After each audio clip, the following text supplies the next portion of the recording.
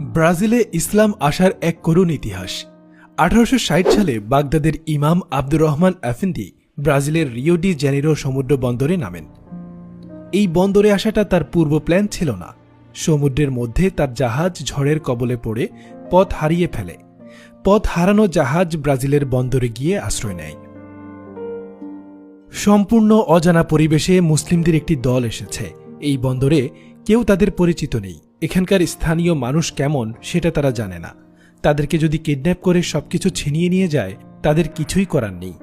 তাদেরকে যদি মেরেও ফেলে তবু তারা কয়জন মিলে আর কি প্রতিরোধ করবে।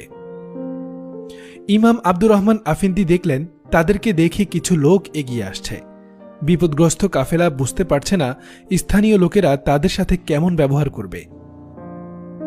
স্থানীয় লোকেরা সমুদ্র বন্দরে আশ্রয় নেওয়া কাফেলাদের লোকদের দেখে নিল। তাদের পরনে কাপড়, দাড়ি, পাগড়ি দেখে